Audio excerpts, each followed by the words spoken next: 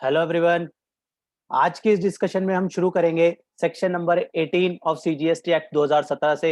Input tax credit के chapter में section number 16 और सेक्शन नंबर 17 हम ऑलरेडी कर चुके हैं और उससे रिलेवेंट जो इंपॉर्टेंट रूल्स हैं, अगर हम कहें रूल नंबर 36, रूल नंबर 42 और 43, वो भी हम डिटेल में जो है डिस्कस कर चुके हैं।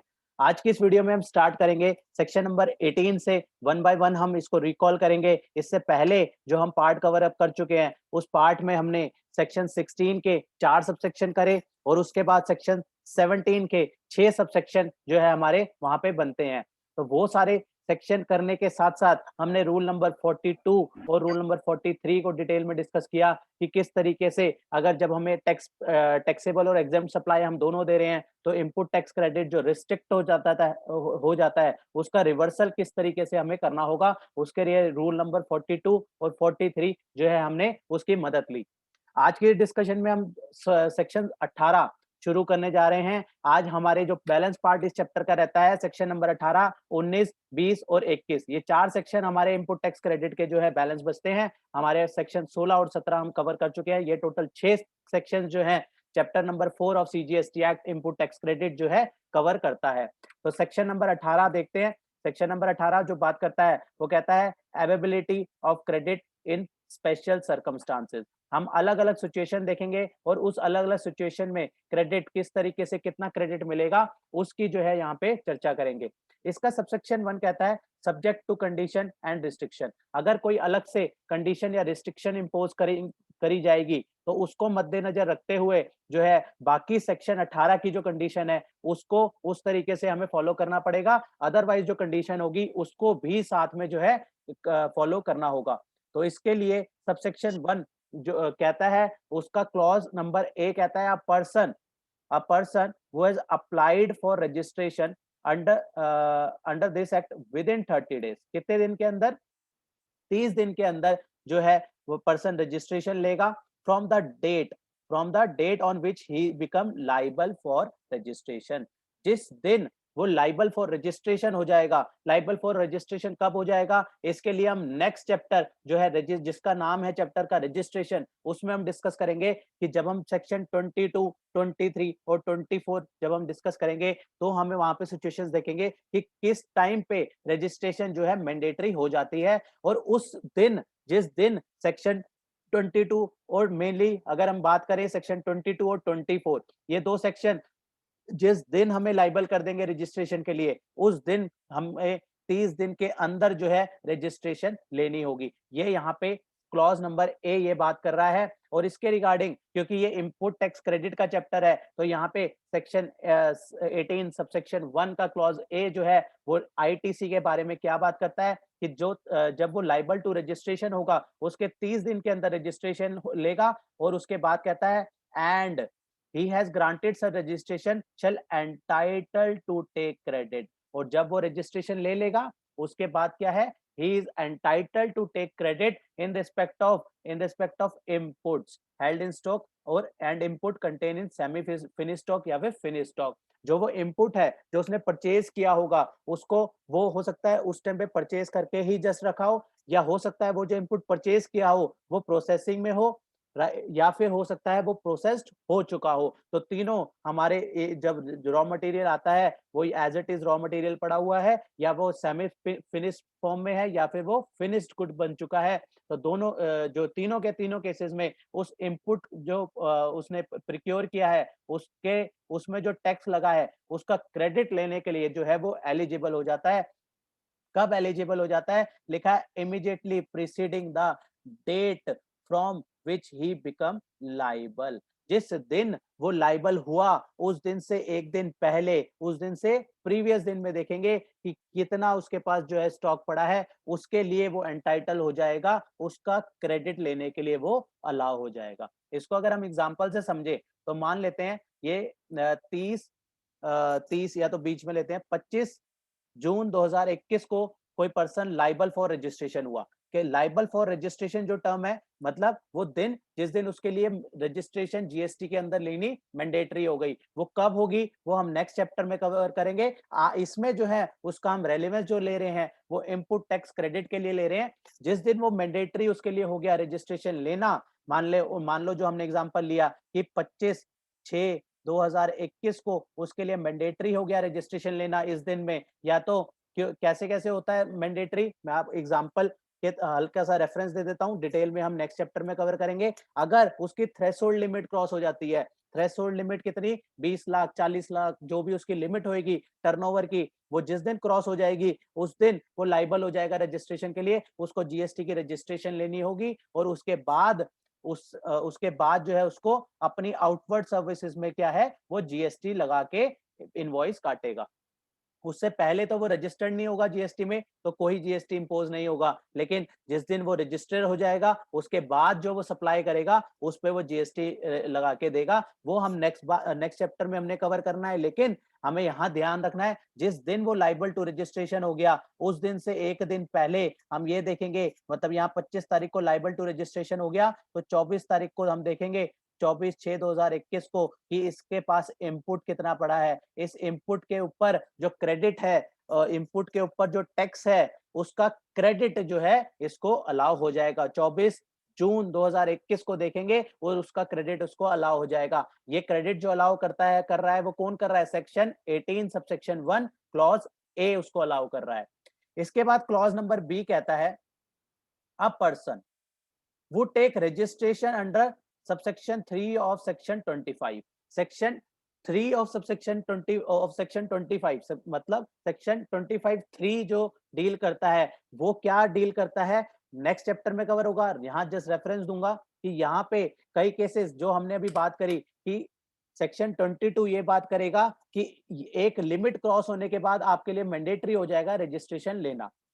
अगर वो लिमिट क्रॉस नहीं हुई तो भी रजिस्ट्रेशन ले सकता है। मान लो अगर किसी के लिए लिमिट बनती है 20 लाख रुपए की या 40 लाख रुपए की, कुछ भी ले लो, 20 लाख मान के ले चलते हैं एग्जांपल के लिए, एक्चुअल हम नेक्स्ट चैप्टर में कवर करेंगे क्या किस तरीके से लिमिट रहेगी। 20 लाख की लिमिट है किसी के लिए, तो वो 20 लाख तक जो सेल कर रहा है वो बिना जीएसटी के कर सकता है, अलाउड है। जैसे ही उसकी टर्नओवर 20 लाख की हो गई उसके लिए जो है मैंडेटरी हो जाएगा जीएसटी नंबर लेना, और उस दिन उसको जीएसटी नंबर जो है उसके बाद जो है उसको जीएसटी नंबर लेना होगा, उसको जीएसटी लगा के सप्लाई करनी होगी, राइट। लेकिन मान लो उसको उससे पहले ही लगता है कि मुझे पहले ही जीएसटी नंबर ले लेना चाहिए, उसको ऐसा लगता है कि पहले ही जीएसटी नंबर ले लेना चाहिए। ऐसा क्यों होगा, मान लो कि जो अभी हमने ऊपर सबसेक्शन ए क्लॉज ए पढ़ा उसमें उसने कहा कि मैंडेटरी उसको इनपुट टैक्स क्रेडिट मिल जाएगा एक दिन पहले का जो एक दिन पहले की डेट में जो इनपुट्स पड़े होंगे उसका क्रेडिट मिल जाएगा। लेकिन मान लो कोई बिजनेस शुरू करने जा रहा है, कोई बिजनेस शुरू करने जा रहा है और बिजनेस शुरू करते ही उसने जो है उस बिजनेस के लिए मशीनरी परचेज करी, उसने उस बिजनेस के लिए मशीनरी परचेज करी और उस मशीनरी में जब वो मशीन उसने 10 लाख की मशीन परचेज करी तो उसके ऊपर 18% उसने जीएसटी पर पे किया, तो 1,80,000 रुपए जो है उसने जीएसटी पे किया। अब वो क्या चाहेगा कि इस 1,80,000 का मुझे क्रेडिट मिल जाए, यही चाहेगा कि 1,80,000 का मुझे क्रेडिट मिल जाए ताकि वो कॉस्ट का पार्ट ना बने। और उसको ऐसा भी लगता है कि कल को जब मैं सप्लाई करूंगा तो मेरी 20 लाख की टर्नओवर तो आराम से ही अचीव हो जाएगी। तो ऐसे केस में वो क्या करेगा, वो पहले ही रजिस्ट्रेशन ले लेगा, वो पहले रजिस्ट्रेशन ले लेगा तो उस केस में क्या रहेगा, पहले ही उसके पास जीएसटी नंबर होगा, उसका वो क्रेडिट लेने के लिए एलिजिबल हो जाएगा, उसको 1,80,000 का फायदा मिल जाएगा। उसको जब वो अपनी सर्विसेज देगा, अपनी सप्लाई करेगा तो वहां पे उसकी आउटवर्ड टैक्स लाइबिलिटी से वो एडजस्ट हो जाएगा, उसको मतलब हम कहें तो 1,80,000 रुपए का फायदा हो जाएगा अगर वो स्टार्टिंग से ही जो है अपना जीएसटी नंबर ले लेता है। तो ऐसे केसेस में सेक्शन 25 सबसेक्शन 3 जो है अलाउ करता है कि आपकी अगर आप लिमिट तक नहीं पहुंचे हो तो भी उससे पहले भी आप जीएसटी नंबर ले सकते हो, उसको कहते हैं वॉलेंट्री रजिस्ट्रेशन। वॉलेंट्री रजिस्ट्रेशन जब हम रजिस्ट्रेशन करते हैं तो वहां पे ड्रॉप डाउन में हम सेलेक्ट भी करते हैं वॉलेंट्री का ऑप्शन। वॉलेंट्री का ऑप्शन क्या कहता है कि मेरे लिए मैंडेटरी नहीं है अभी रजिस्ट्रेशन लेना, लेकिन फिर भी मैं अपनी विश से चाहता हूं कि मैं जीएसटी का नंबर ले लूं, तो उसको कहते हैं वॉलेंट्री रजिस्ट्रेशन। तो वो सेक्शन कौन सा है जो अलाउ करता है वॉलेंट्री रजिस्ट्रेशन, सेक्शन 25 सबसेक्शन 3। तो यहाँ पे उसका रेफरेंस दिया गया, इसको हम डिटेल में सेक्शन 25 को अलग से नेक्स्ट चैप्टर में कवर करेंगे। यहाँ जो रेफरेंस है, यहाँ इनपुट टैक्स क्रेडिट से रिलेटेड इसका रेफरेंस है कि अगर उसने वॉलेंट्री भी रजिस्ट्रेशन ली है तो भी वो अलाउ होगा उसको क्रेडिट लेना। यही बात कह रहा है। ऊपर जो था, ऊपर क्या था कि वहां पे मैंडेटरी था। क्लॉज नंबर ए में क्या था कि उसको जिसके लिए मैंडेटरी हो जाएगा वो बिकम लाइबल फॉर रजिस्ट्रेशन। यहाँ क्या था, जब पर्सन लाइबल फॉर रजिस्ट्रेशन होगा, लाइबल कब होगा, जब उसकी थ्रेशोल्ड क्रॉस हो जाएगी, राइट। और भी केसेस होते हैं सेक्शन 24 के, वो हम सेपरेट डिस्कस करेंगे। अभी हम सेक्शन 22 वाली जो थ्रेशोल्ड की लिमिट है वो वाली की बात करते हैं। अगर उसकी थ्रेशोल्ड क्रॉस हो गया, उसको तो रजिस्ट्रेशन लेना ही लेना है। यहाँ पे आईटीसी वाला चैप्टर कहता है कि उससे एक दिन पहले का हम इनपुट देखेंगे और उसका क्रेडिट अलाउ कर देंगे। और सेक्शन और जो subsection B, sorry clause B क्या कहता है कि अगर उसने अपनी मर्जी से भी ली है, अगर उसने मर्जी से ली है, ऊपर वाले में जो था वहां मैंडेटरी हो गया था उसके लिए, लेकिन यहाँ पे उसने अपनी मर्जी से भी ली है तो भी वो एंटाइटल्ड हो जाएगा इनपुट टैक्स का क्रेडिट लेने के लिए, तो भी उसको इनपुट टैक्स का क्रेडिट अलाउ होगा। कब होगा? On the day immediately preceding the day of date of grant of registration. जैसे ऊपर लिखा था कि एक दिन पहले देखेंगे,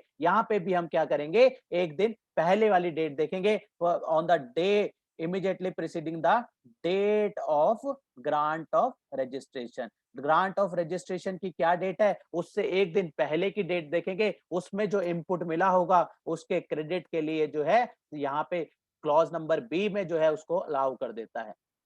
इसका मतलब कंक्लूजन क्या निकला कि अगर हमारे लिए मैंडेटरी है, हम रजिस्ट्रेशन ले रहे हैं, तो भी हमें एक दिन पहले का इनपुट टैक्स क्रेडिट अलाउ हो जाएगा। और अगर क्लॉज नंबर बी में अगर हम वॉलेंट्री रजिस्ट्रेशन ले रहे हैं तो भी हमें डेट ऑफ ग्रांट के दिन से पहले के डेट का जो है वहां पे हमें क्रेडिट मिल जाएगा, राइट। ये बताता है सेक्शन नंबर 18 का सबसेक्शन 1। अब इसमें एक पॉइंट और निकल के आता है कि पॉइंट नंबर सी कहता है where a registered person, where any registered person, मतलब यहाँ पे क्या रजिस्टर्ड पर्सन, मतलब जो ऑलरेडी रजिस्टर्ड है। एक एक वर्ड का मीनिंग बनता है, इसलिए ग्रीन मार्क किया होता है कि जो इंपॉर्टेंट वर्ड होते हैं वो छूटे ना। वेयर एनी रजिस्टर्ड पर्सन मतलब इसके पास ऑलरेडी जीएसटी नंबर है। कहता है जिसके पास ऑलरेडी जीएसटी नंबर है ceases to pay tax under section 10। मतलब ceases to pay tax under section 10 मतलब सेक्शन 10 में क्या था, ध्यान आ जाना चाहिए। सेक्शन 10 कहते हैं कंपोजिट स्कीम, हमने डिटेल में डिस्कस किया था। एक नॉर्मल स्कीम, दूसरी क्या रहती है, कंपोजिशन स्कीम। किसी ने कंपोजिशन स्कीम ऑप्ट करी, राइट। कंपोजिशन स्कीम के बाद उसने, कंपोजिशन के बाद वो दोबारा नॉर्मल स्कीम में आ गया। अब नॉर्मल स्कीम में वो आएगा तो वो क्या करेगा, जो उसका एप्लीकेबल रेट होगा 18, 12, 5 जो भी रेट होगा, अब वो एक्चुअल रेट पे सप्लाई करेगा। और क्या होगा, वो इनपुट टैक्स क्रेडिट भी ले सकेगा। नॉर्मल स्कीम में क्या होता था, जो एक्चुअल एचएसएन का रेट होता है वो उस रेट पे जीएसटी पे करना होता है और आईटीसी अलाउड हो जाता है, यही होता है नॉर्मल में। कंपोजिशन में क्या था, आईटीसी नहीं मिलेगा और क्या था, और साथ में क्या था, रिड्यूस रेट पे जीएसटी पे करना होगा, अपनी जेब से कस्टमर से चार्ज नहीं कर सकते, यही था, राइट। तो नॉर्मल स्कीम में सॉरी कंपोजिशन स्कीम ऑप्ट करी होगी तो उसको आईटीसी नहीं मिला होगा। लेकिन वो जब कंपोजिशन से नॉर्मल स्कीम में आ रहा है, जब वो कंपोजिशन से नॉर्मल स्कीम में आ रहा है तो उसको आईटीसी अलाउ होना चाहिए। तो यही यहाँ पे पॉइंट में, इस पॉइंट में यही बात करी गई है कि जब registered person ceases to pay tax under section 10 मतलब वो जब कंपोजिशन स्कीम से बाहर आ जाएगा, अब वो स्कीम कंपोजिशन स्कीम के तहत टैक्स नहीं पे कर रहा, नॉर्मल स्कीम में पे करेगा, तो उस केस में क्या है, यहाँ पे लिख दिया मैंने इजी वर्ड में, means converted from composition dealer to normal dealer. तो इसके लिए अब क्या करना है, अब ये नॉर्मल कंपोजिशन में था, अब ये नॉर्मल बन गया, अब नॉर्मल में बन गया तो इसको आईटीसी अलाउ हो जाएगा। तो आईटीसी अलाउ हो जाएगा तो यही बात यहाँ पे लिखी है, he shall be entitle to take credit of the input tax in respect of inputs and, देखो वर्ड में ध्यान देना है, and capital goods on the day immediately preceding the day from which he become liable to pay tax under section 9। Under section 9 क्या था, levy and collection का section था, normal levy का, जहां पे हम नॉर्मल 18% पे करें, 12 जो भी हमारा एप्लीकेबल रेट है, जो नॉर्मल रजिस्ट्रेशन, जो नॉर्मल टैक्स लाइबिलिटी बनती है वो अंडर सेक्शन 9 बनती है, कंपोजिशन सेक्शन 10 के अंदर था।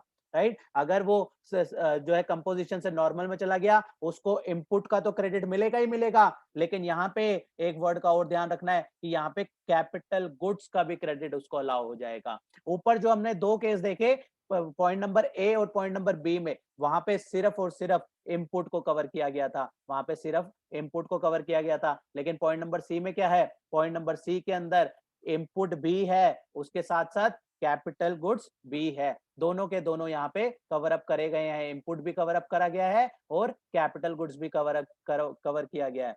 सी में यहाँ पे कैपिटल गुड्स को भी ध्यान रखना है कि यहाँ पे साथ में कैपिटल गुड्स भी है। कब है ये, जब नॉर्मल से हम कन्वर्ट हो गए किस में, ओ सॉरी, कंपोजिशन से कन्वर्ट हो गए नॉर्मल में, तो हम क्रेडिट के लिए एलिजिबल है, तो हमें इनपुट का तो क्रेडिट मिलेगा ही मिलेगा, कैपिटल गुड्स का भी मिलेगा। लेकिन पॉइंट नंबर ए में जो था, वहां पे सिर्फ और सिर्फ, पॉइंट नंबर ए में सिर्फ इनपुट की बात करी थी, और पॉइंट नंबर बी में भी सिर्फ, सॉरी, यहाँ पे ये ए में इनपुट की बात करी थी, ये रहा, ठीक है, ये मार्क कर दिया मैंने। और पॉइंट नंबर बी में भी यहाँ पे सिर्फ और सिर्फ इनपुट की ही बात करी गई थी। लेकिन पॉइंट नंबर सी में इनपुट का भी क्रेडिट मिलेगा, कैपिटल गुड्स का भी क्रेडिट मिलेगा, क्योंकि जब कैपिटल गुड्स लिए होंगे और वो कंपोजिशन में होगा, तो उसका इनपुट का भी क्रेडिट नहीं मिला होगा और कैपिटल गुड्स का भी क्रेडिट नहीं मिला होगा। इसलिए जब वो कन्वर्ट होके नॉर्मल स्कीम में आ गया दोबारा से, तो वहां पे इनपुट का भी अलाउ कर दिया, कैपिटल गुड्स का भी अलाउ कर दिया, दोनों के दोनों क्रेडिट वहां पे अलाउ कर दिए गए। तो यहाँ पे मतलब क्या बनता है, from the day he become normal dealer, जिस दिन वो नॉर्मल डीलर बन जाएगा,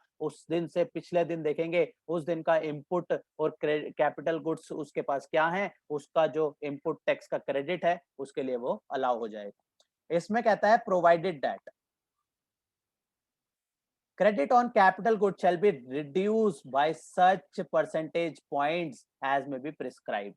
लास्ट डिस्कशन में जब हमने रूल्स रेफर करे थे, वहां पे हमने परसेंटेज रिडक्शन की वहां पे हमने डिटेल में बात करी थी, जहां पे इनपुट और इनपुट सर्विसेज के बाद हमने जब कैपिटल गुड्स के लिए रूल नंबर 43 रेफर किया था, वहां पे हमने बाद में जब क्रेडिट हमारे को अलाउ हो रहा था, तो हमने उसको 5% रिडक्शन करके जो वैल्यू निकल रही थी वो ली थी। उसी तरीके से यहाँ पे भी वही रूल जो है अप्लाई हो जाता है। वहां पे भी जब क्रेडिट बाद में मिलेगा, तो वो पूरा क्रेडिट नहीं मिलेगा, वो क्रेडिट रिड्यूस बेसिस पे मिलेगा।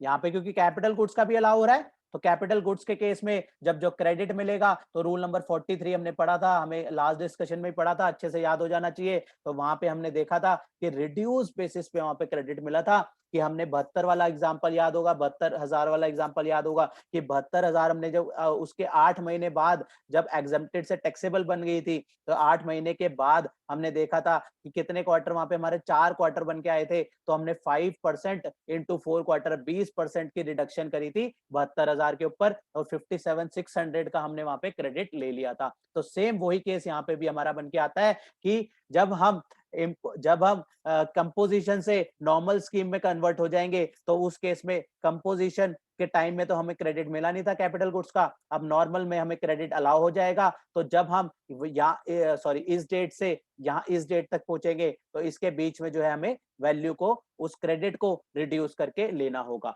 5% के हिसाब से किस तरीके से रिडक्शन होती है, हम ऑलरेडी लास्ट रूल्स में कवर कर चुके हैं।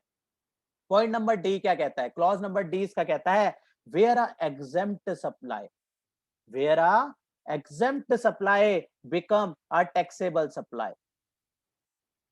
कोई कोई गुड्स था या कोई सर्विसेज थी, वो एग्जेम्प्ट थी, एग्जेम्प्ट थी मतलब कोई टैक्स नहीं लग रहा था, मान लो वो नील रेटेड थी, 0% का टैक्स था उस पर, ठीक है। फिर एक दिन 30 जो मान लो 25/6/2021 को नोटिफिकेशन आई कि भैया ये जो ये एचएसएन था, मान लो 3603, मान लो ये एचएसएन था, और इसका रेट जो है गवर्नमेंट ने 0% किया हुआ था, तो ये हमारी एग्जेम्प्ट हो गई, एग्जाम सप्लाई की डेफिनेशन में आ गई। एग्जाम सप्लाई में 3 पार्ट होते हैं, हमें ध्यान है, दोबारा रिवाइज कराने की जरूरत नहीं है।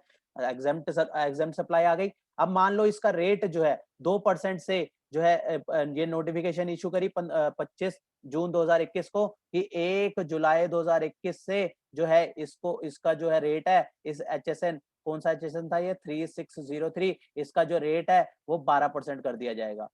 इसका रेट 12% कर दिया जाए, 5 मान लो, कुछ भी मान लो, तो ये इसका जो है रेट है 5% कर दिया। 1 जुलाई से जो है इसके ऊपर टैक्स लगेगा, इस सप्लाई के ऊपर, जिसके ऊपर पहले टैक्स नहीं लग रहा था, एग्जम्प्टेड था, उसके ऊपर अब टैक्स लग रहा है कितना, 5% उसको, उसके ऊपर टैक्स लग रहा है। तो अब हमारी जो एग्जम्प्टेड सप्लाई थी, अब वो टैक्सेबल सप्लाई बन गई है। तो जैसे ही एग्जम्प्टेड सप्लाई टैक्सेबल सप्लाई बन जाएगी, तो हमने जब रूल कल रेफर करे थे, तो क्या बात करी थी कि जैसे ही वो सब एग्जम्प्टेड टैक्सेबल बन रही थी, तो क्या हो रहा था, उससे रिलेटेड आईटीसी जो था उसको भी अलाउ कर रहे थे। तो सेम जो है वहां यहाँ पे भी वही सिचुएशन अराइज हो जाएगी। तो इससे रिलेटेड जब भी वो एग्जम्प्ट जो है टैक्सेबल बन जाएगा, तो क्रेडिट भी उसके लिए रिगार्डिंग अलाउ होगा। एग्जम्प्ट से रिलेटेड जो क्रेडिट था अलाउ होना नहीं था, लेकिन जैसे ही वो एग्जम्प्ट टैक्सेबल बन गया, अब उससे रिलेटेड जो क्रेडिट है, इनपुट टैक्स क्रेडिट है, वो भी अलाउ हो जाएगा। तो यही पॉइंट नंबर डी कहता है, shall be entitle to take credit of the input tax credit in respect of input. Input का तो मिलेगा ही मिलेगा,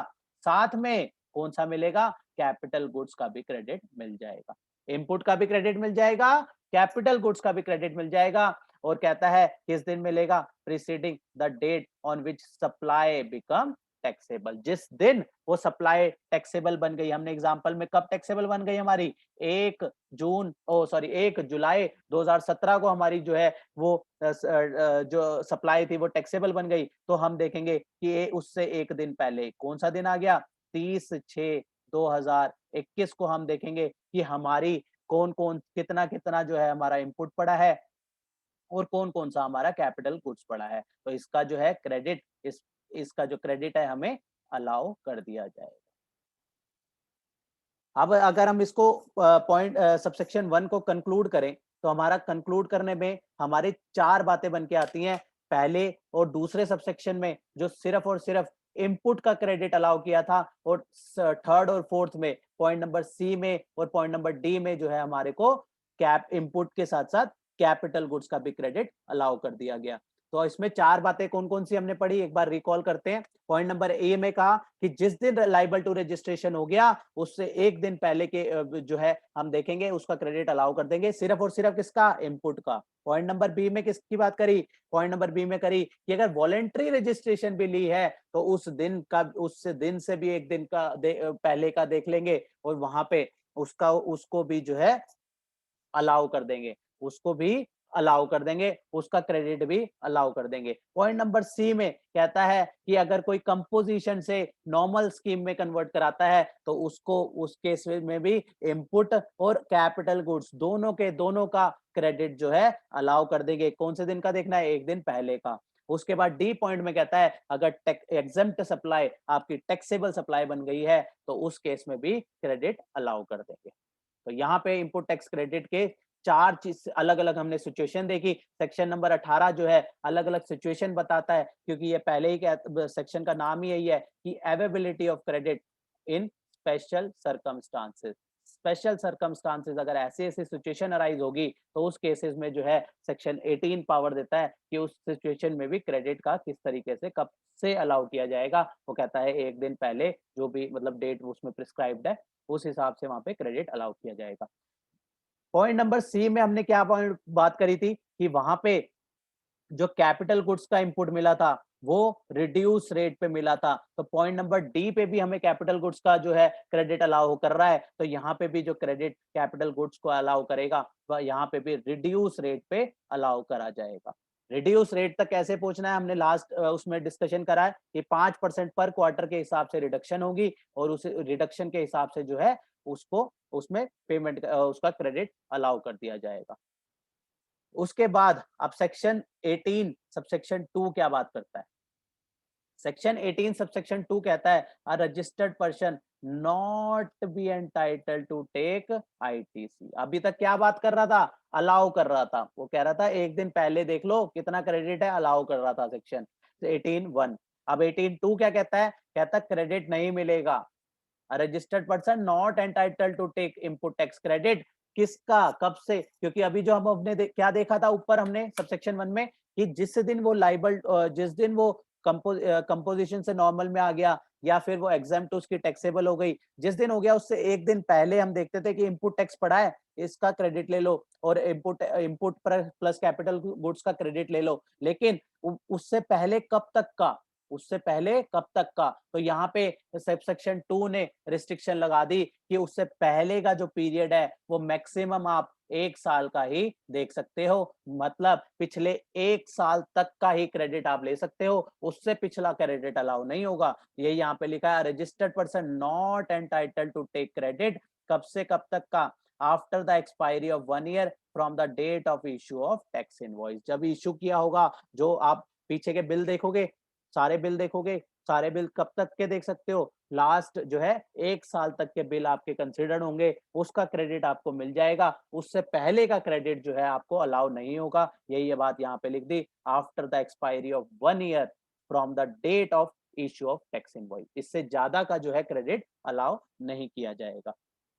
अब पॉइंट नंबर सी कहता है, पॉइंट नंबर सबसेक्शन 3 कहता है इसका, where there is a change in the constitution, where there is a change in the constitution, कैसे चेंज होगा, वो बिजनेस सेल कर दिया, मर्जर हो गया, उस कंपनी का डीमर्जर हो गया, उस कंपनी का एमैल्गमेशन, कंपनी एमैल्गमेट हो गई, लीज और ट्रांसफर ऑफ बिजनेस, ऐसी कोई भी सिचुएशन अराइज हुई जहां पे कोई बिजनेस जो है खत्म हो गया या बिजनेस जो है ट्रांसफर कर दिया गया, या ए प्लस बी एंटिटी मिलके ए बी कंपनी बन गई, या फिर ए बी कंपनी जो थी वो स्प्लिट होके ए लिमिटेड बी लिमिटेड बन गई, तो इस तरीके का जहां पे बिजनेस जो पहले था और बाद में जो है चेंज हो गया, उस केस में किस तरीके से ट्रीटमेंट रहेगा इनपुट टैक्स क्रेडिट का।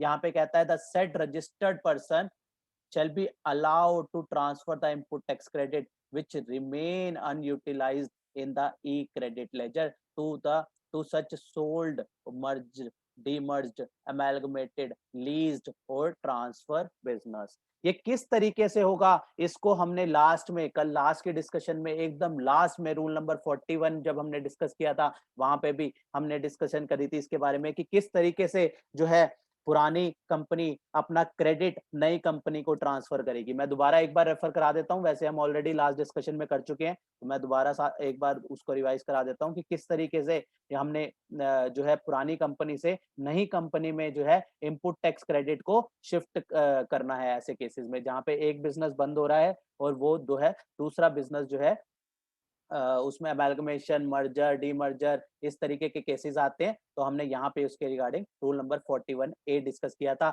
वहां पे हमने बात करी थी कि ITC 02 ए फाइल जो फाइल करना पड़ेगा पुरानी कंपनी को, और उसके लिए जो है नई कंपनी के को जो है वो बाद में वो एक्सेप्ट करेगी, तो उसका क्रेडिट जो है पुरानी कंपनी से नई कंपनी में जो है कन्वर्ट हो जाए, ट्रांसफर हो जाएगा। यहाँ पे हमने एग्जांपल भी लिया था इसका कि ए बी लिमिटेड जो है ए लिमिटेड और बी लिमिटेड में जो है डीमर्ज हो रही है, तो ऐसे केस में क्या था, उसकी वैल्यू ऑफ एसेट, नई कंपनी जो है, नई कंपनी ए लिमिटेड और बी लिमिटेड क्या थी, नई कंपनी थी, तो इनकी टर्नओवर तो होगी नहीं, इनकी जो वैल्यू ऑफ एसेट होगी उस वैल्यू ऑफ एसेट के रेशियो में जो है उसको जो उसका इनपुट टैक्स क्रेडिट है उसको बांट दिया जाएगा। तो हमने ये जो है रूल नंबर 41 ए में जो है लास्ट टाइम डिस्कशन करी थी, और सब रूल 2 में हमने क्या बात करी थी कि नई जो कंपनी है, मतलब नई जो कंपनी कौन कौन सी थी हमारी, ए लिमिटेड और बी लिमिटेड जो है उसको वो जो है वो क्रेडिट को एक्सेप्ट करेगी। तो ये हमने लास्ट डिस्कशन में ऑलरेडी बात कर चुके हैं किस तरीके से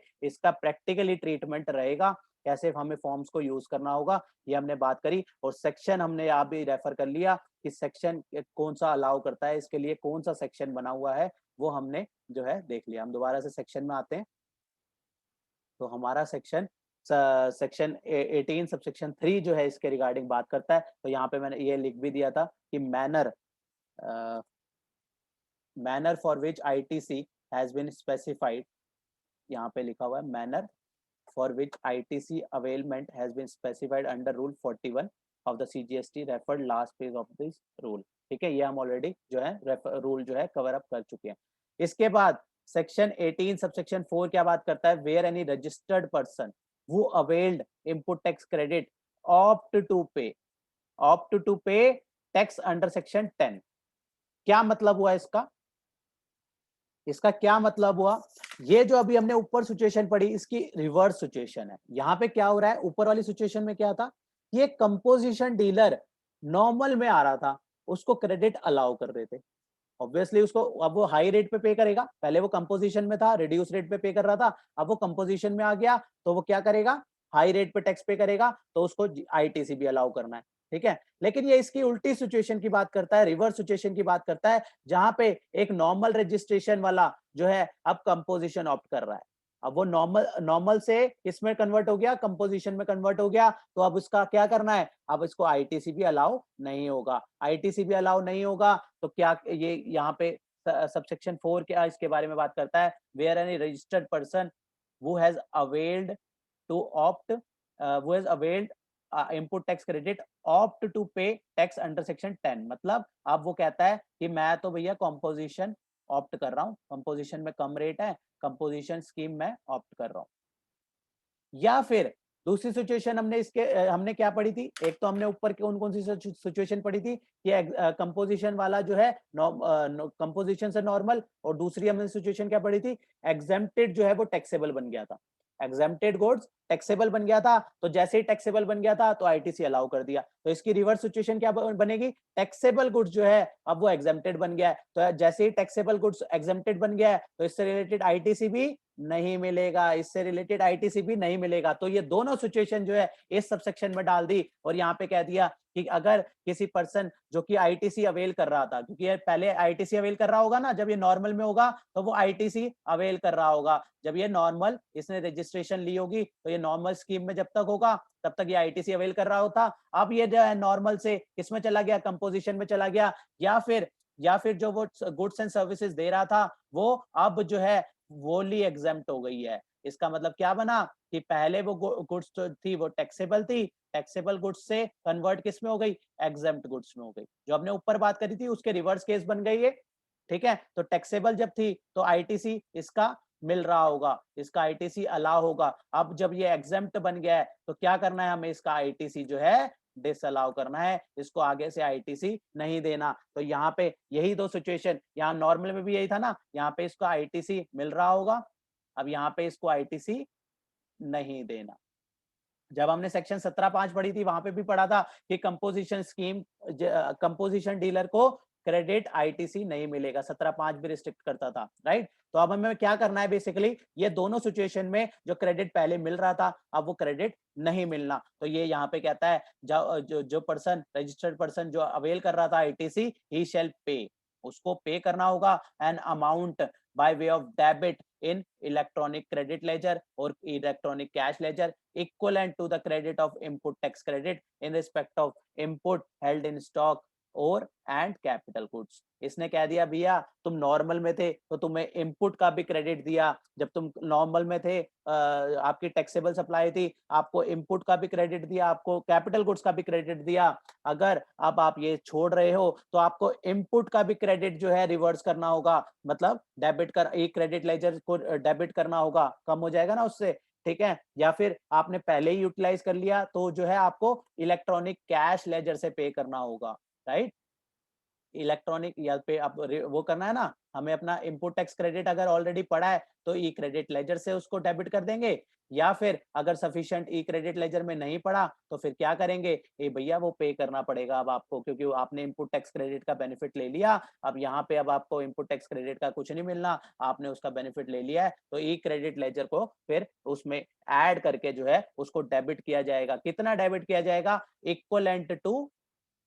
equivalent to credit of input tax, कितना, इनपुट का और कैपिटल गुड्स का। कैपिटल गुड्स का कैसे था, हमने ऊपर रूल्स पढ़े थे, तब भी जो मिल रहा था रिड्यूस रेट पे मिल रहा था, तो जब हम रिवर्स करेंगे या फिर हम कहें उसको डेबिट करेंगे तो वहां पे भी जो है reduce by such percentage points as may be prescribe. हमने जो है वहां पे देखा कि किस तरीके से 5% पर क्वार्टर के हिसाब से जो है पर क्वार्टर के हिसाब से जो है रिडक्शन बेसिस पे हमें ऊपर मिल रहा था, तो यहाँ पे रिवर्स, यहाँ पे जब डेबिट होगा तो वो भी जो है रिड्यूस बेसिस पे ही ऑब्वियसली डेबिट होगा, राइट। ऑन द डेट, कब किस दिन का देखेंगे, on the date preceding the date on which exercising such option और on the date such exemption. On the date of such exemption क्या मतलब हुआ कि या तो उसने उस दिन देखेंगे जब वो नॉर्मल से कंपोजिशन में चला गया,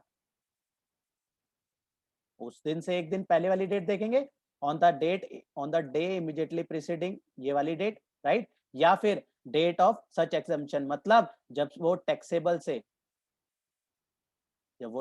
से एग्जम्प्टेड बन गया, जब वो टैक्सेबल से एग्जेम्प्टेड बन गया, उस दिन से एक दिन पहले वाले दिन में आएंगे और वहीं पे ही हम देखेंगे कि इनपुट का और कैपिटल गुड्स का कितना कितना क्रेडिट हम अवेल किया था, उस हिसाब से उसको रिड्यूस कैपिटल गुड्स का रिड्यूस बेसिस पे जो है उतना डेबिट कर देंगे। बिल्कुल ठीक है, जस्टिफाई बात है, जैसे ऊपर अलाउ किया था, जैसे ऊपर अलाउ कर रहे थे, यहाँ पे जो है आप उसका रिवर्स काम कर रहे हो, तो वहां पे उसका आईटीसी का ट्रीटमेंट भी एकदम रिवर्स होगा, राइट। तो यहाँ पे उसके बाद क्या कह दिया, उसके बाद कह दिया कि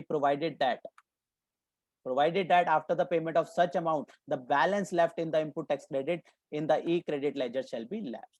क्या कहना चाह रहा है कि उसके बाद भी आपके ई क्रेडिट लेजर में कुछ बचता है तो भैया वो किस काम का है। जब आपकी सप्लाई एग्जेम्प्ट हो गई है तो आपकी लाइबिलिटी तो बननी नहीं है, या फिर अगर हम कहें आप नॉर्मल से कंपोजिशन में चले गए हो तो अब आपको तो जो भी टैक्स पे करना है इनपुट टैक्स क्रेडिट तो मिलना ही नहीं। जब इनपुट टैक्स क्रेडिट मिलना नहीं तो ई क्रेडिट लेजर का में पड़े होके क्या फायदा। तो जो आपका बैलेंस बचेगा ई क्रेडिट लेजर के अंदर सारा का सारा खत्म हो जाएगा, सारा का सारा खत्म हो जाएगा। जैसे ही नॉर्मल से हम कन्वर्ट हो गए कंपोजिशन में या फिर टैक्सेबल सप्लाई हमारी एग्जेम्प्ट सप्लाई बन गई, तो ऐसे केसेस में अब हमारी लाइबिलिटी नहीं बनेगी। हमारी लाइबिलिटी जो है अगर हम कहें टैक्सेबल से एग्जेम्प्ट हो गया बोली एग्जेम्प्ट, तो अब हमारी लाइबिलिटी नहीं बनेगी। और अगर कंपोजिशन में हो गया तो हमें अब तो कस्टमर से लेके तो पे करना नहीं है, हमें अपनी जेब से रिड्यूस रेट पे पे करना है, आईटीसी मिलना ही नहीं है। जब आईटीसी मिलना ही नहीं है तो ई क्रेडिट लेजर को जीरो कर दिया जाएगा, राइट। ये इसलिए प्रोवाइजो डाला गया कि अगर फिर भी कुछ बैलेंस बच जाता है डेबिट करने के बाद तो उसको जीरो कर दिया जाएगा। अब सेक्शन 18 का सबसेक्शन 5 क्या बात करता है, the amount of credit under subsection 1 and the amount payable under subsection 4 shall be calculated in the manner as may be prescribed।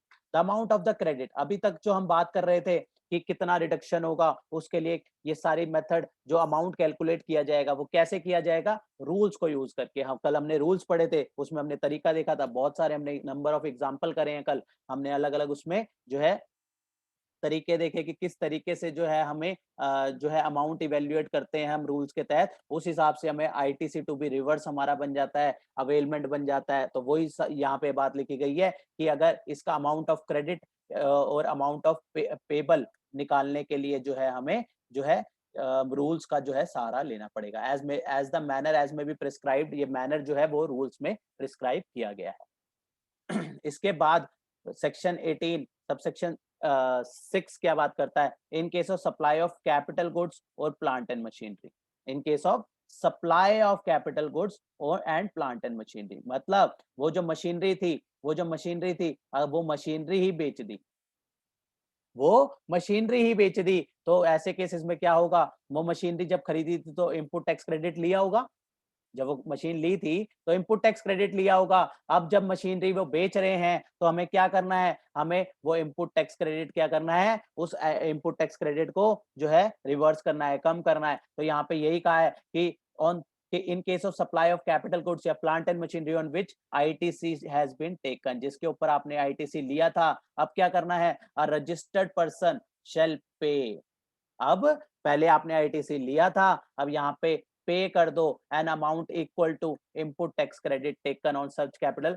कौन से बेसिस पे, तो जितना पहले लिया था उतना ही नहीं, अब तो रिडक्शन तो होएगी जैसे जैसे टाइम घटेगा। हमने ऊपर रूल्स जब रेफर करे थे हमने देखा था ना, reduction time with the passage of time, जैसे ही आगे टाइम गैप आएगा उस हिसाब से 5% पर क्वार्टर रिडक्शन होगी। तो वहां पे जो है वही यहाँ पे भी कह दिया कि आपने उस टाइम लिया था, ठीक है, आपने जो पे करना है वो रिड्यूस बेसिस पे। ऑब्वियसली जब हम बाद में क्रेडिट अलाउ करते हैं तो भी हम कम क्रेडिट